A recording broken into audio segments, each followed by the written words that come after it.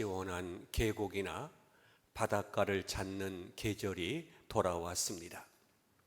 사람들은 휴가니 피서니 하면서 계곡이나 바다를 찾는 인파가 갈수록 늘어날 것입니다. 사람들은 휴가하면 일단 집을 떠나야 피서가 된다고 생각합니다만, 그러나 막상 집을 나서고 보면 갈 만한 곳이 없는 것이 우리의 현실입니다. 유엔 환경기구의 발표에 의하면 매년 200억 톤의 쓰레기가 바다로 흘러 들어가서 바다를 오염시키고 있다고 합니다. 그뿐입니까? 산업 폐수, 쓰레기, 매연, 중금속이 마구 쏟아지면서 땅도 강도, 산도 썩어가고 있습니다. 몇 년 전 차를 몰고 시골길을 가다가 길가에 맑은 시냇물이 졸졸졸졸 흐르는 것을 보았습니다. 무더운 여름 날씨였기 때문에 더위도 식힐 겸 차를 멈추고 개울가로 내려갔었습니다. 그런데 막상 개울가에 이르렀을 때 멀리서 바라보던 그런 개울이 아니었습니다. 군데군데 쓰레기 더미가 널려져 있었고 개울 속에 비늘 봉지며 먹다 마는 찌꺼기들이 잠겨져 있었습니다. 결국 발을 잠그지 못하고 그곳을 떠난 일이 있었습니다.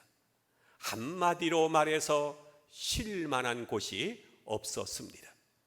오늘 우리는 참으로 쉴 만한 곳이 어디인가를 보아야 합니다. 시인 다윗은 그가 나를 푸른 풀밭에 누이시며 쉴 만한 물가로 인도하신다고 노래하고 있습니다. 푸른 풀밭과 쉴 만한 물가가 어디입니까? 인적이 닿지 않은 아프리카의 밀림입니까? 아니면 남태평양의 섬일까요? 오늘 시인은 하나님이 나의 푸른 풀밭이며 쉴만한 물가라고 노래하고 있습니다. 음악의 악보를 보면 쉼표라고 하는 것이 있습니다. 쉼표의 모양에 따라서 길게 쉬는 것도 있고 짧게 쉬는 것도 있습니다. 숨을 쉬지 않고 계속해서 노래를 부를 수는 없습니다.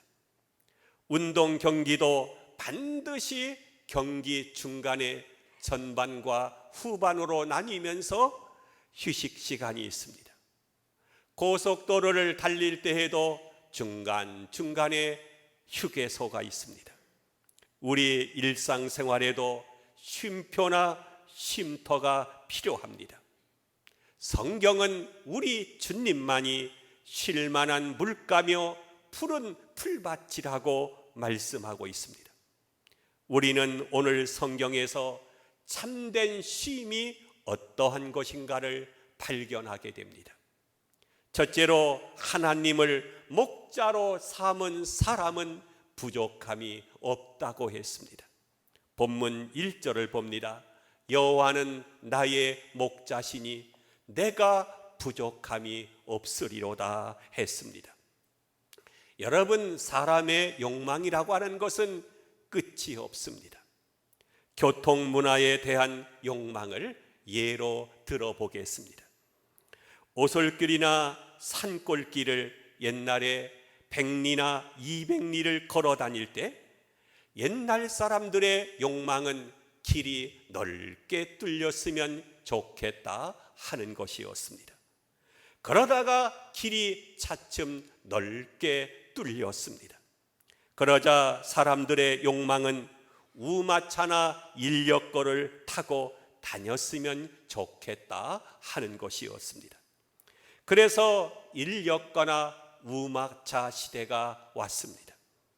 그렇게 되자 사람들은 자전거를 타고 싶어 했고 자전거에서 자동차, 기차, 비행기로 욕망이 바뀌게 되었습니다. 그것으로 끝났습니까? 지금은 초홈속 여객기를 개발하고 있습니다. 제가 어렸을 때만 해도 버스가 유일한 대중교통수단이었습니다.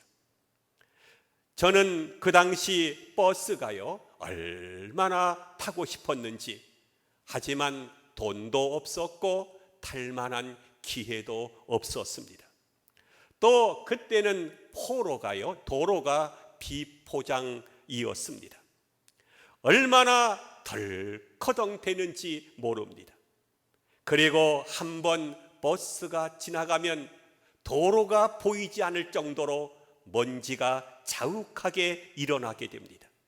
그런데 지금은 자가용을 타고 다닙니다. 비행기를 타고 해외여행을 가는 시대가 되었습니다. 여러분, 옛날에는 상상이나 했겠습니까? 제가 시골에 살 때 하늘 위로 비행기가 윙 하고 지나갑니다. 그러면 저는 그 비행기가 어떻게 생겼을까 어린 마음에 그것이 참 궁금했습니다. 비행기를 타는 것은 고사하고 가까이에서 비행기를 한번 보는 것이 제 평생 소원이기도 했습니다. 그런데 지금은 사람들이 꿈으로만 생각했던 그 비행기를 타고 세계 여행을 다니는 시대가 되었습니다. 그런데 사람들은 그것으로 만족합니까? 인간의 욕망은 모든 면에서 끝이 없습니다. 끝없는 욕망이 계속되는 한 만족은 없는 것입니다. 제가 어렸을 때는 시골 초가집에 온돌방이었습니다. 저녁에 나무나 집이나 왕겨를 가지고 아궁이에 불을 지펴야만이 저녁에 방이 따뜻했습니다. 방 아랫목만 그것도 따뜻했습니다. 그래도 따뜻한 아랫목이 얼마나 좋았는지 모릅니다. 그때 생각하면 행복했던 기억뿐입니다. 이불 하나에 온 집안 식구들이 아랫목에 발을 뻗고 잠을 자기도 했습니다. 그러다가 연탄이 생기고 보일러로 냉난방이 자유로워지게 되었습니다. 사람들이 그것으로 만족합니까?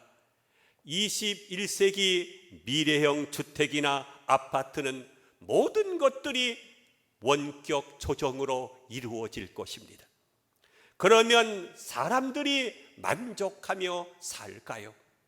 그래서 사도 바울은 빌립보서 4장 11절과 12절에서 내가 어떠한 형편에서든지 자족하기를 배웠노라. 나는 비천에 처할 줄도 알고 풍부에 처할 줄도 알아. 모든 일 곧 배부름과 배고픔과 풍부와 궁핍에도 일체의 비결을 배웠노라고 했습니다. 오늘 시인 다윗은 이렇게 고백하고 있습니다. 여호와는 나의 목자시니 내가 부족함이 없으리로다. 다윗은 인간이 누릴 수 있는 모든 축복의 조건을 다 가진 사람이었습니다. 그는 당시 최고의 권력을 가진 왕이었습니다. 최고의 저택인 왕궁에서 최상의 문화생활을 누리면서 살았습니다. 그는 돈도 보석도 많았을 것입니다. 수많은 후궁도를 거느리고 살았습니다. 그러한 그가 자신의 만족을 세상에서 찾지 않고 나는 하나님 때문에 만족한다.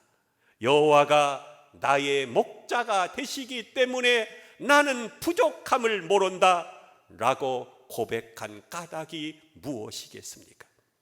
그것은 다윗이 누렸던 것들은 일시적이었고 제한적인 것들이었기 때문입니다.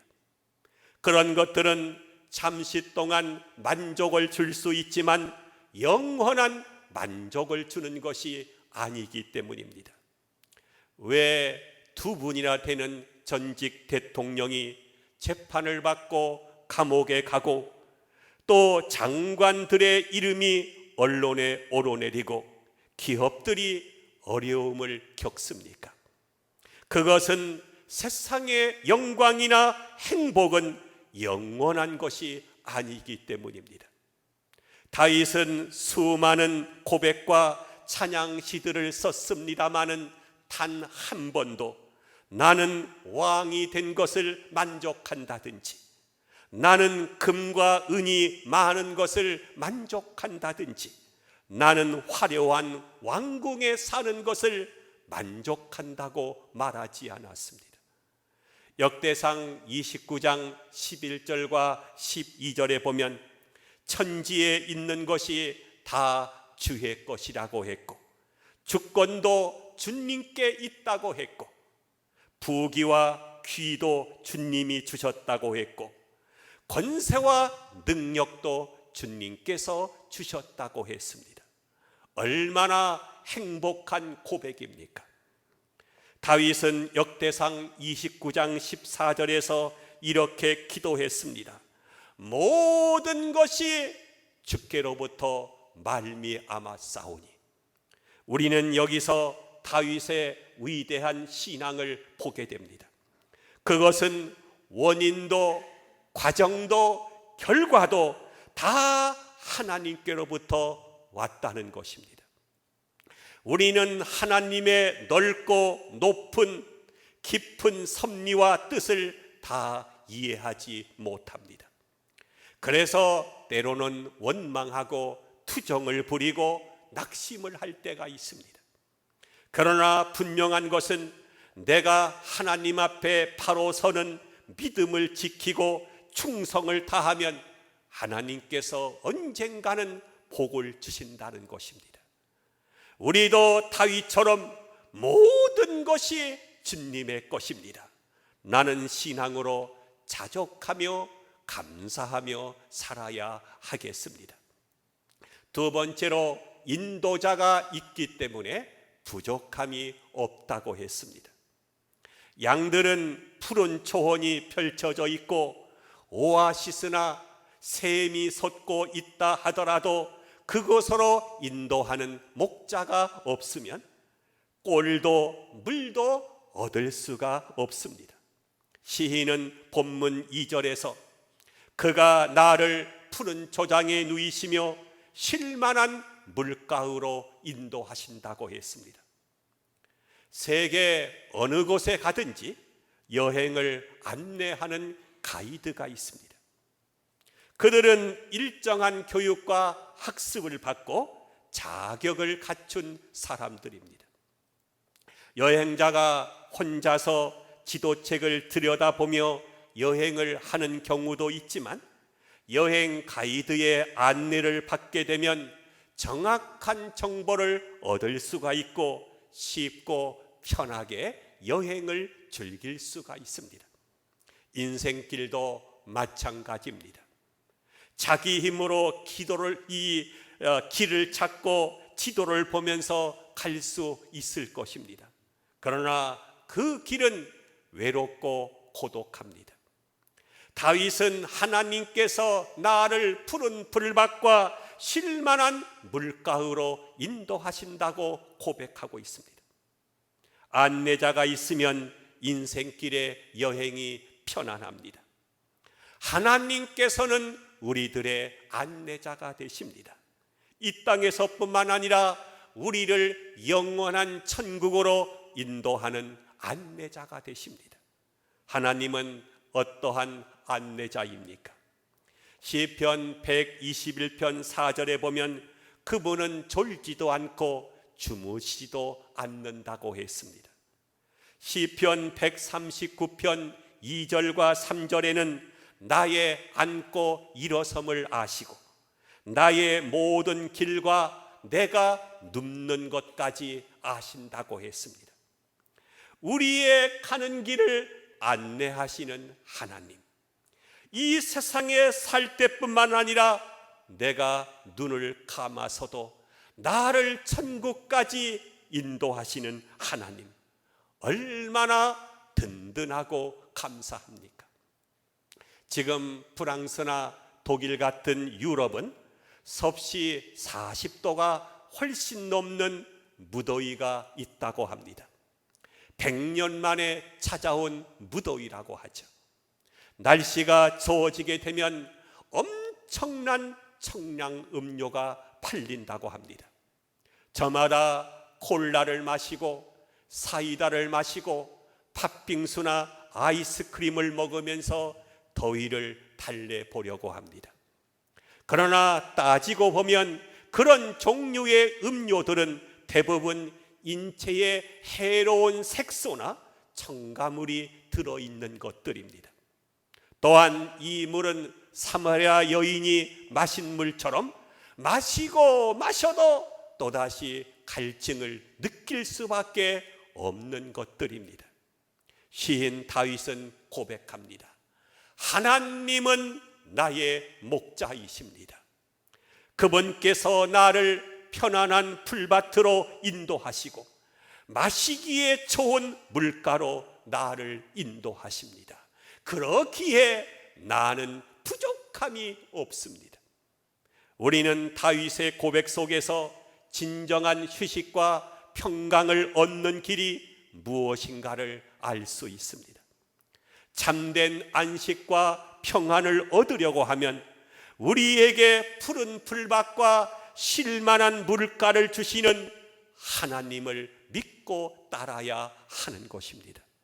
다시 말씀드리면 이 세상에는 참으로 좋은 푸른 초장이나 쉴만한 물가가 없습니다. 비설하고 나가봐야 돈 없애고 때로는 바가지 쓰고 고생을 사서 할 뿐입니다. 여행은 즐거운 것입니다마는 그러나 여행처럼 피곤한 것은 없습니다. 내 집에 들어와야 제일 편안하고 안정이 됩니다.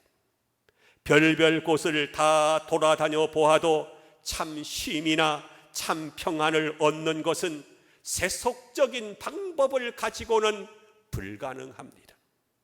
여호와를 나의 목자로 삼고 주께서 준비하신 영원한 세계를 바라보면서 주님 안에서 쉼을 얻고 평안을 얻을 때만이 참 안식이 이루어지는 것입니다. 행여라도 무더위를 피하고 피곤을 풀기 위해 산과 바다를 찾아다니다가 영적 고갈에 걸리지 않기를 바랍니다. 스트레스를 분답시키고 영혼의 스트레스를 가중시키는 우를 범하지 않기를 바랍니다. 비서 간다고 해서 주일까지 범하는 일이 없기를 바랍니다. 무덥다는 이유, 피곤하다는 이유 때문에 주님과의 거리가 멀어지지 않기를 바랍니다. 여호와는 나의 목자가 되십니다. 그러기에 나는 부족함이 없습니다. 이러한 다윗의 고백이 우리의 고백이 될 수 있기를 주의 이름으로 축원함을 드립니다.